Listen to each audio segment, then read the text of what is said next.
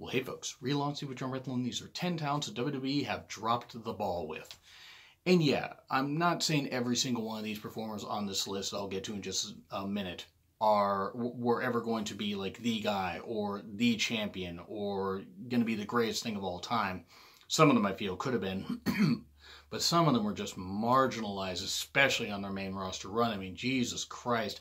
Not that NXT uses everybody perfectly. I mean, NXT is still a WWE brand, but at least it seems to be run a little different, where it recognizes enough talents and actually it gives them a chance to be showcased. And yes, not every single talent can be a champion, can be a main eventer, can be a top-tier man or woman. Some are just in certain roles. Maybe you rotate top guys and top women. I understand that. But these are ones in particular they just really dropped the ball with as of now. And I'm recording this before SummerSlam, which is streaming live on the WWE Network and is, of course, free for new subscribers. This is a list I just came up with, and I hope you guys enjoy it. So here we go. And leave in the comments if you guys feel that I missed anybody or if you agree, disagree. But if I have missed anybody that you guys feel have been misused, if you come up with enough talents, I would love to do a list. But let's try to do current WWE talents, not people that have left. And as of the recording of this video, nobody has left the company yet. So anyway, let's crack on. Apollo Crews. I know he's Apollo now. He's part of Titus Worldwide. I can tell you when his last singles championship match was. Against The Miz at SummerSlam 2016, which was nearly 2 years ago. I like Apollo. Apollo's a very good athlete. He was on SmackDown and he went to Raw in the draft, and he has not been used well at all. I mean, when he was called up, they basically did nothing with him. He wasn't doing much in NXT anyway, especially after losing to Baron Corbin, and whatever, that's neither here nor there. They had a nice little feud, and it didn't really go much of anywhere. But it just feels like with Apollo, they could have possibly, who knows if they had treated him right, he might have been able to compete for the WWE title, I mean, or the Universal title. Highly unlikely now, looking back on it. But there was a world of hype around the guy where maybe if pushed right and featured right and you get him a mouthpiece, maybe you have Titus be his mouthpiece instead of his tag partner, it could actually work. Now he'll be lucky if he ever even tastes tag championship gold in WWE. He is somebody they keep around for a good while, and he could really do well, earn that money, and hopefully be primed for some bigger things. I think he is pretty much just cast in the role that he's going to be cast in, and it's a damn shame because he deserved a whole lot more by now. He's been with the company for about 3 years, and let's be perfectly honest, they've done almost next to nothing with him. It just feels like they could have done a whole lot more. I mean, give him a little bit of singles run, something. I don't know. It just seems like anytime they had him, they just jobbed him out. They just made him look like a loser. And you can't make every talent look like a loser, you know, or certain talents look like losers, or otherwise it's just, then, okay, we're not going to buy into them. And unfortunately with Apollo, that seems to be the case. I don't know if anybody's going to buy him as any kind of legit threat, because that guy's always getting beat, even though the guy's a freakish athlete and deserves a chance. And now we go to number 9, Gallows and Anderson. You know the time that the Gallows and Anderson had the tag team championships? The Royal Rumble, I believe the 2017 Royal Rumble, at which I think they won on the pre-show, and then lost them to the returning Hardys in that four-way team ladder match at WrestleMania 33. That's the one championship run that Gallows and Anderson have had. Otherwise, they've done next to nothing. Now, it is what it is. I recognize that Vince doesn't like tag team wrestling. But the problem is Gallows, his best run besides this was as CM Punk's right-hand man or his bodyguard for the Straight Edge Society, even though that didn't last nearly as long as it should have. He's really good. Anderson's really good. They're a really good team. They were really good in New Japan. Yes, New Japan is a smaller company than WWE. Any company is smaller than WWE, just for the global reach. But New Japan has really exploded the last number of years, and Gallows and Anderson were a part of that as well, as part of the Bullet Club. But also just being really damn good tag team wrestlers, and they're watered down, and they're not really doing. They tried to help AJ Styles beat Roman Reigns. That didn't work. They wrestled the Usos a little bit. They tried to beat up John Cena. Then, like I said, they won the tag titles. Then lost them at WrestleMania 33. And they're not even really featured all that much. I mean, what? They were featured on on the pre-show against the Bludgeon Brothers for Money in the Bank. That's it. And then I think they had a rematch right after that. They haven't been on TV for nearly 2 months. Nearly 2 months. I get it. You got to have people rotate in and out. You got to have people on house shows. But just Gallows and Anderson, I'm not going to buy them as a credible threat, no matter how good they are. And they are a damn good team. Then we go to number 8, Finn Balor, which pretty much ties to the whole Bullet Club thing with New Japan. Honest to God, Finn Balor should have been Universal Champion longer. Now, yes, he got injured. Yes, that stuff happened. The shoulder injury did take a lot of starch out of him. But injuries happen. He should have been pushed back into the main event shortly. I'm not going to say even shortly after that. Shortly after coming back. But after 6 months or 8 months or this kind of stuff. And he wasn't. Yeah, he's using some good spots and fatal 4-ways or 3-ways. Like him, Seth Rollins, and The Miz had a great opening match for the main card of WrestleMania 34. Because you have the pre-show and then you have the main card. Which is kind of ridiculous because I guess it's like, the opening match of WrestleMania, and they've already seen 3 or 4 matches on the pre-show.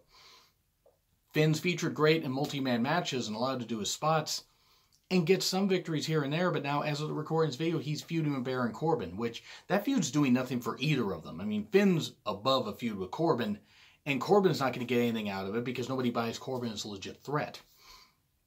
Balor is just one of those where he's been with the company for what? I think he signed in 2014.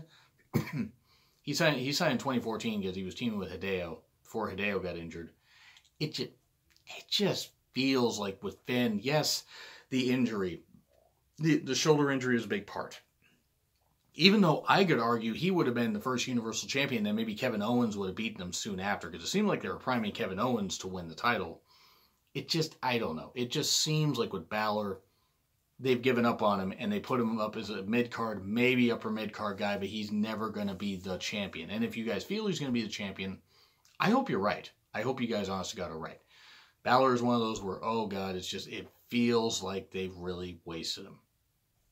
Injury aside, they should have used him a whole lot better on the main roster. And then, I mean, his NXT run, he had that long run with the NXT title. And then that feud with Samoa Joe, which was a damn good feud, over multiple takeovers. But it just feels like they could have done a whole lot better. And they haven't. And it's kind of shameful. And now we move on to Rusev. Now, I know Rusev did just challenge AJ Styles at Extreme Rules for the WWE title. That is his first world title, singles match on the main roster, period. And I know I'm stumbling over my words here a bit, and I apologize. First world title match of any kind. That's ridiculous. Rusev has been a marquee performer, done well. Sure, his style might not be for everybody, but he's super over. The whole thing with Rusev Day, I would have not argued with Rusev beating AJ Styles there. I knew he wasn't going to, which is very unfortunate. But with how over Rusev has been multiple times, he was over as U.S. champion. They had Cena beat him. Okay, gave us a Cena Open challenge. But then Rusev got jobbed out and just jobbed to shit. And then the feud with Reigns, and then the League of Nations. And I might even be bungling both of those. But the whole point is they could have done so much better. And Rusev, especially for being super over right now with the Rusev Day thing. And of course, they're breaking up Rusev Day as we speak. And might have already broken up Rusev Day by the time this video goes up. It's just ridiculous what they've done with Rusev. Rusev deserves a world title, a WWE title run, or a Universal title run, and he's not going to get it. Because he's viewed as a foreign heel instead of being a babyface like the fans want him to be. Because, yeah, he's a great heel, but the crowd loves him. And they're not capitalizing on it. And they wonder why people can't get over. Rusev deserves better. If he wants to stay in WWE, great, but he would flourish in New Japan. So, and I know I say that about a lot of people. No, New Japan is not for everybody. But there are just some where, hey, if they go here, they could be bigger stars and then maybe go back to WWE in a few years and they can freshen up their character. So anyway, number 6, Chad Gable. Speaking of somebody that would do better in Impact, Ring of Honor, New Japan, Chad Gable. This guy, huge potential, worlds. He's got natural charisma. Sure, his promos are here and there, but he's got natural charisma because of how fucking good and freakishly strong he is for his size, and just for the fact he's a great wrestler. Him and Jason Jordan were a great team as American Alpha in NXT. And then they, got called up to the main roster. They did well. And then they separate him, and Chad Gable has been in purgatory ever since. Name one good thing that Chad Gable has done. He's feuded with Jinder Mahal for a little bit. Oh boy, yeah, great. Oh boy, that's fantastic. Jinder, there's somebody making him WWE champion was a mistake. It's fine if you guys disagree. If you feel that Jinder deserved to be champion, I don't. And I'm sticking to it. Worst WWE champion of all time. And yes, I'm including Vince McMahon on that list because Vince was WWE champion for a few days in 1999. Never unable to remember that because guess what? WWE is going to drill it into your head anyway. Even if you try to not remember it, you're going to have your WWE is going to remind you of it. And I'll remind you of it, even as I stumble over my words because I get a little fired up about some of this shit. Chad Gable is somebody who deserves so much better, and they're never going to use him. Finn Balor recently cut him down on an episode of Raw, even though he didn't mean to, but he's like, wait, why are you in your gear? Like implying, why the fuck are you even here? I mean, and it's not that Finn meant that. I mean, Finn, I don't think meant anything mean by the comment, but just the fact that they had Finn ask Gable why he was there, I mean, that just summarizes how they feel about Chad Gable, and it's pretty pathetic. Number 5, The Revival. I'm a big Revival fan. Huge Revival fan. 2-time NXT champions. Tag champions. They delivered some of the best matches. Them versus DIY were some great matches at SummerSlam. Well, SummerSlam weekend, but TakeOver Brooklyn 2, Electric Boogaloo, and TakeOver Toronto in November. The 2 out of 3 Falls match, which I would argue is just a little bit better than that SummerSlam match. Mainly because I'm getting goosebumps just thinking about it, but the reaction that people had when Ciampa and Gargano got Dash and Dawson into particular submissions and they both tapped out, the crowd just freaking went nuts and it was great stuff.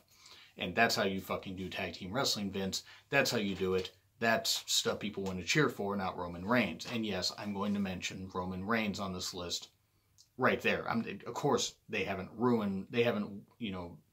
dropped the ball with Roman Reigns because they're still positioning him as a top guy. Even as he loses matches and then still somehow gets title shots, they're still positioning him as a top guy. I mean, whether people like it or not. Anyway, back to the Revival. They get called up, okay. One gets a broken jaw. Then right after he comes back, the other gets a torn bicep. Okay, so injuries happen. And then they say they're professional wrestlers and then get buried on Raw 25. Okay, so they had a couple tag matches with Lashley and Reigns that were repetitive as fuck, but they actually managed to beat them at one point. And okay, they might win the tag titles at SummerSlam or soon after, but it feels like too little too late. And I'm not saying pull the trigger and give them the titles on their first night, because obviously injuries play a factor into it. But it just feels like with these guys, they're like the modern day brainbusters or Arn and Tully. I mean, as some of you may call them. They deserve so much better. They did not get it. And I would love to see these guys in New Japan, but I more importantly, I want to see that kind of tag team wrestling succeed in WWE. I don't think it's going to, though. I hope it does, because I love the Revival. Dash and Dawson are fantastic wrestlers and just great. They're very charismatic and very old school with how they focus on the body part, cut off the ring, all that. They're great. I just hate how they've been wasted. WWE's dropped the ball on them because even after the injuries, they said professional wrestlers, how dare they? And they got, freaking jobbed out. I mean, they didn't seem to complain, so kudos to them, but it just feels like they just could have been so much more by now. And they haven't been. It's ridiculous. So, number 4, Nakamura. You could argue that Nakamura peaked shortly after his debut match. Shortly after winning the title from Samoa Joe. Because, yes, Nakamura's style is not for everybody. Nakamura is a great performer, a great wrestler. Sure, he's slowing down from his New Japan days. Have you seen the New Japan style? That's going to make anybody slow down eventually.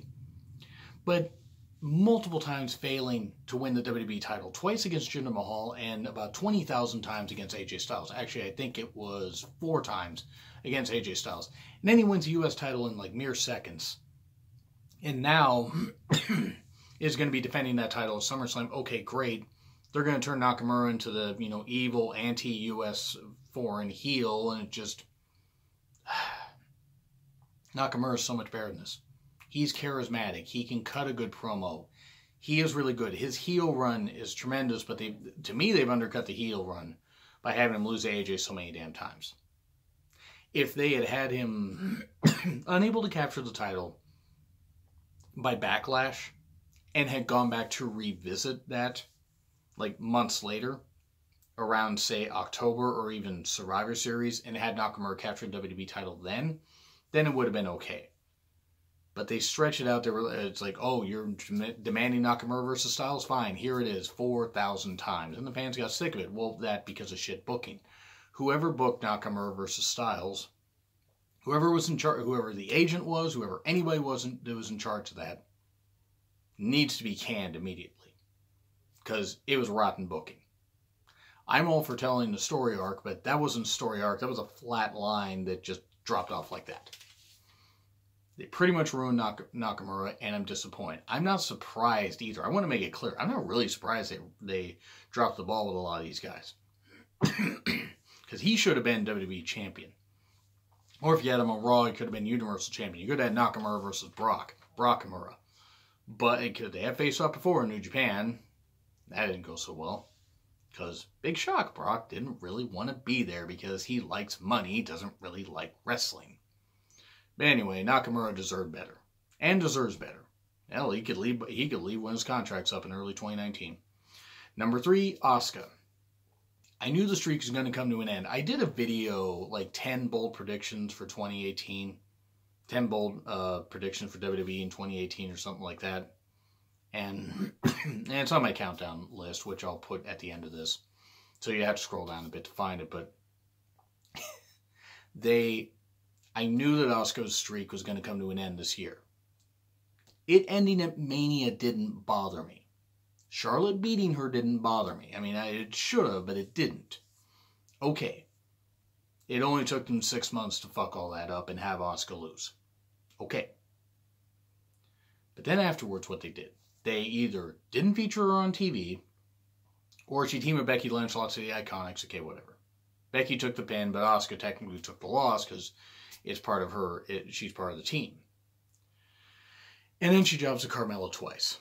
So, look, I get it. People have to lose, but it's how you come back from losing, how you're booked after you lose that matters. And Asuka's aura is gone. It is fucking gone. It is dashed. And it doesn't make Carmella any better. It doesn't help anybody. Because now the title means absolutely nothing. Okay, she could win the title eventually. Guess what? Ain't gonna fucking matter. I ain't gonna care. And I love Asuka. They could put Asuka on Raw right after SummerSlam. They could put her back on Raw. Asuka. And she could challenge for a title. You get Asuka versus Ronda Rousey at Survivor Series. Even though I think they're going to have the 4 horsewomen versus the 4 horsewomen of UFC. Or of MMA or whatever they're going to call it. If they could use a UFC thing. But Asuka just... You had a great, dominating superstar. And even if you had her lose, you could have kept her strong. And you didn't. And now, Asuka is meaningless. And I feel bad for saying that. And I love Asuka. I still pop every time I see her come out because I love Asuka. I think she's got a great persona and she is a great wrestler. But it's gone. The aura's gone. And I hate it. I'm a big fan of her and they fucking ruined it. They've dropped the ball. They dropped the ball and kicked it all the way down the hill. Number 2, Bobby Roode. I knew Bobby Roode when he was called up to the main roster and he was called up as babyface. I said, okay, he's done. Now Rude's whole thing could be his age, too. I think he's near 40. But he's still a top-tier performer. I mean, I'm not trying to say, like, he's old. I mean, he's not, like, 50 or 60. He's not 50 and still trying to wrestle. I mean, if he was 60 and still trying to wrestle and could wrestle that good for him. But the instant he was called up and made a babyface, is still a babyface, and is now, as of this recording, feuding with Mojo Rawley. That tells you all you need to know about where Bobby Roode's going. He is longest reigning, or one of the longest reigning Impact Wrestling heavyweight champions in history. I think he's either number 1 or number 2 on longest reigning, because he held it from a couple weeks after Bound for Glory, 2011, till, I want to say, Destination X 2012. So it was about 8 months. 8 months, maybe 8.5 months. The whole point is Bobby Roode meant a lot. He meant a lot to Impact. And then when he came to WWE, I was like, oh, great. And they used him well. They had him become a 2-time NXT, did he become a 2-time NXT champion, or just 1 time? 1 time. He became a 1-time champion. I mixed him and Samoa Joe up. Bobby Roode, I believe, beat Shinsuke Nakamura at TakeOver San Antonio in 2017, held it till just after, or held it till TakeOver Brooklyn 3, and then debuted on SmackDown right after that. And then had his farewell in NXT and that kind of stuff. But now he's feuding with Mojo Rawley. And I mean, for being a great NXT champion and being a great heel, because he works better as a heel. Now, it's not that Bobby Roode isn't a likable guy. He can work as a babyface. They haven't given him a chance to work as a babyface. But he's somebody where, okay, you had this guy who could be a solid... He's on Raw now. Why is he not competing for the Intercontinental title? Why don't you have like a 5-way elimination match or something? Or 6-way, have Mojo involved in, and just make it Seth, Drew, Ziggler, Roode, Mojo, have it be a 5-way elimination match, something like that. Because then you get people on the card, and at least, okay, you can mix a couple feuds together, and you're not putting everybody on a pre-show. But yeah, Roode, if Roode lasts much longer than 2 more years in WWE, I will be amazed. And not because he doesn't deserve it, because he does deserve it. He deserves to probably retire there. Because of how hard he worked and how hard he still works. And how good of a wrestler he is. But does he mean anything? No, he doesn't mean anything anymore.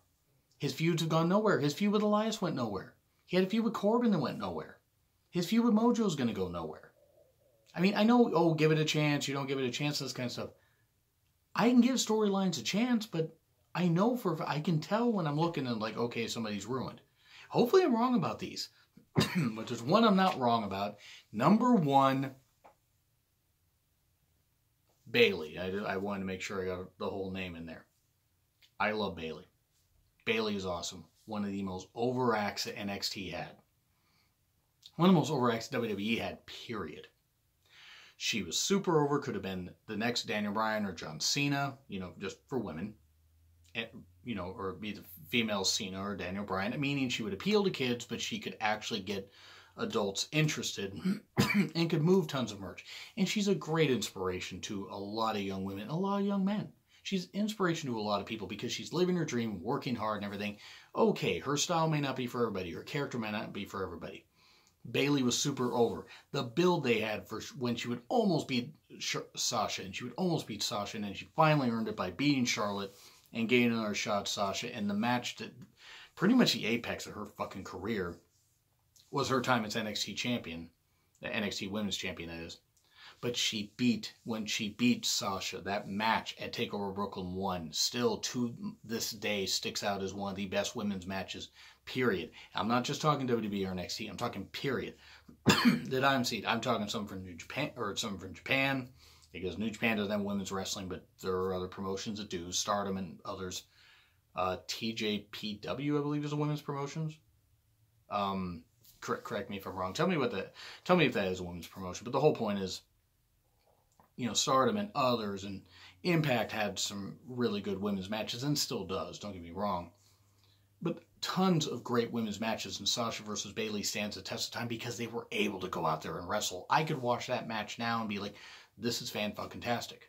Why don't they let these women do this? They should have built to this and had this kind of clash at this SummerSlam. Nope, instead they're in some kind of pseudo-sister lesbian-ish love storyline. What the fuck is going on? I don't know.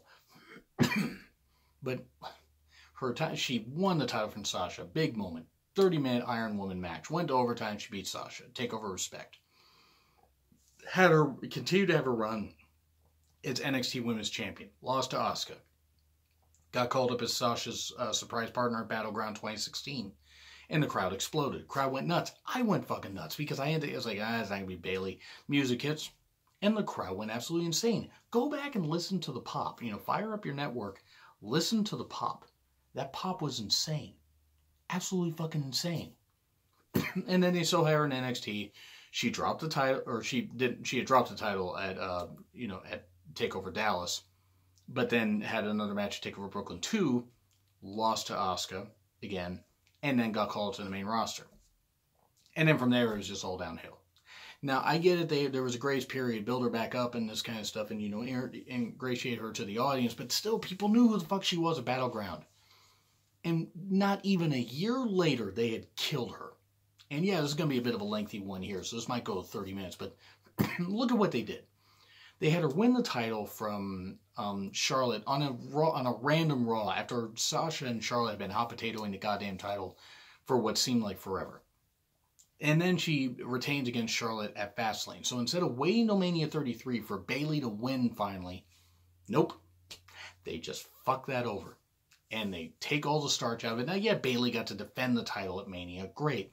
If she had won the title at Mania and only had it for a few weeks before Alexa beat her, let me tell you right now, the heel heat that Alexa had would have been great. Plus, it would have given Bayley more of a program to go to, to extend to face Alexa maybe up until SummerSlam, getting an off and on chance. And then she lost at Payback? I think it was Payback or Backlash. It was one of two. No, it's Payback. She lost at Payback. Okay. Whatever. And then they had the kendo stick on a pole match, where they made Bayley look completely weak. And that was at Extreme Rules last year. And they have basically done nothing with Bayley since. Sure, they tried this whole stop-start thing with Sasha and Bayley, and I'm sorry, this is not a slow burn storyline that's freaking dead on arrival.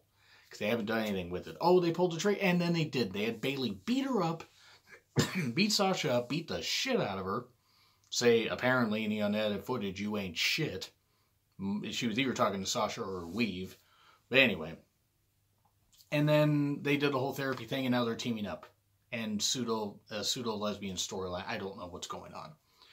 Bayley could have been the next big, money maker for the women. I'm not saying she doesn't move merch still. I mean, I'm sure she's still popular. People do like her. But we all know she's not going to be pushed all that well. Will she be champion again on Raw? Probably not. Would she be champion if she was on SmackDown right now? Probably not, because look at the current champion they have right now, Carmella. Granted, they could give it to Lana or Mandy Rose, and it would probably mean just as much. But at least Lana is somewhat likable. She ain't very good in the ring. And Mandy Rose ain't very good. But the whole point is they give it to one of the other two blondes and it wouldn't really matter.